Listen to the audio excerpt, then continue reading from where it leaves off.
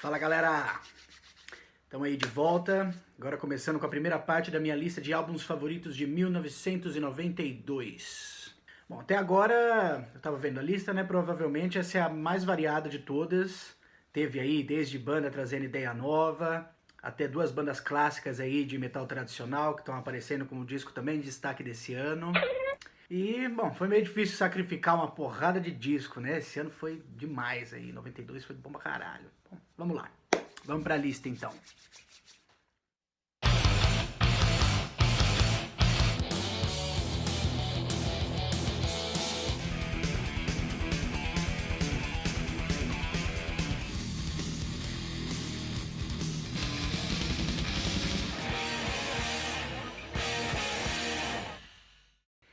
Neurosis, Souls at Zero.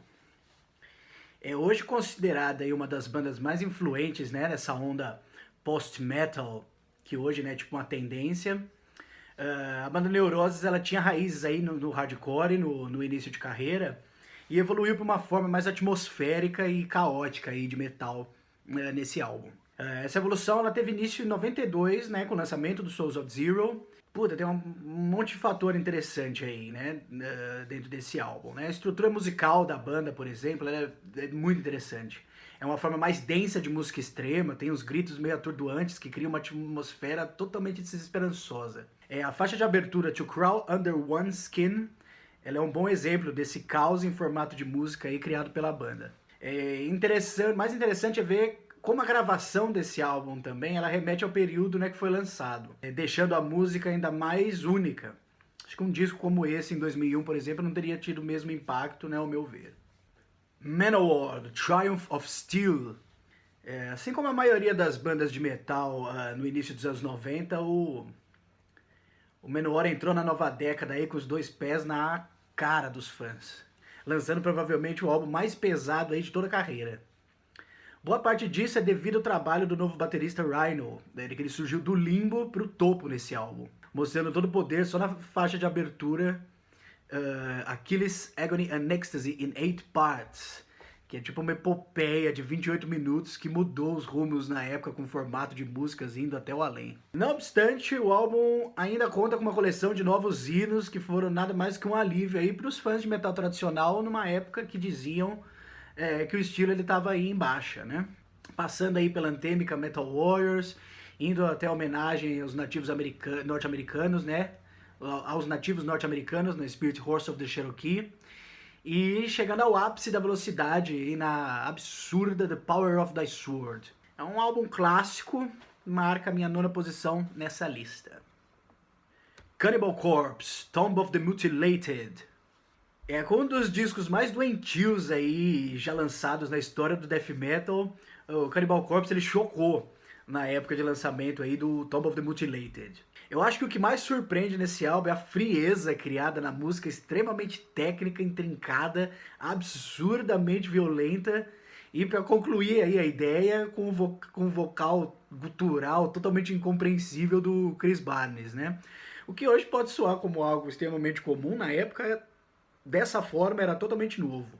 As letras elas são das mais absurdas que a banda já criou e numa escrita musical nova e até revolucionária pro death metal, né? Até então, pelo menos. A abertura aí com talvez o maior clássico da banda, Hammer's Smashed Face, é de uma brutalidade que, pelo menos ao meu ver, a banda nunca mais conseguiu atingir. Deixando esse álbum então aí na 8ª posição dessa lista.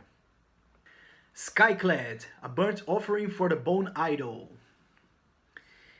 Num período de produção incansável, o Skyclad ele retorna em 92 com o lançamento do segundo álbum, sem contar o EP, né, Track from the Wilderness, dando continuidade no estilo que já tinha criado um ano antes. Sim, escutando o álbum A Burnt Offering for the Bone Idol, já se percebe que a banda estava abandonando as influências ali que tinha de thrash metal e seguindo um caminho único, unindo a música folk com a fórmula Skyclad de se fazer heavy metal. Apesar disso, a banda ainda estava cheia de energia, desde as músicas mais folk, como Spinning Jenny, até as mais pesadas, como Man of Straw. Pode-se dizer que até que o segundo álbum Skyclad foi mais um disco de transição, então, né? Marcando aí minha 7ª posição na lista de 1992. Kong, Phlegm. E provavelmente aí uma das bandas mais únicas, inclassificáveis que aparecerão aí numa lista minha de melhores do ano, né? Essa banda instrumental holandesa é uma boa recomendação para aqueles que gostam de algo além dentro da música pesada. Cada integrante da banda ele toca em um tempo diferente e ainda assim a música flui de forma extraordinária. Os arranjos eles vão além de qualquer perspectiva tradicional, dando a ideia de que a banda é na verdade um projeto experimental que conta com algumas influências de metal, já que na música existe o contraste aí entre partes pesadas e com riffs e momentos mais calmos aí, viajantes. O álbum Phlegm ele não é um álbum fácil de digerir, mas para quem gosta de fugir do comum, provavelmente vai encontrar aí muito mais valor nesse álbum, que sempre melhora a cada escuta.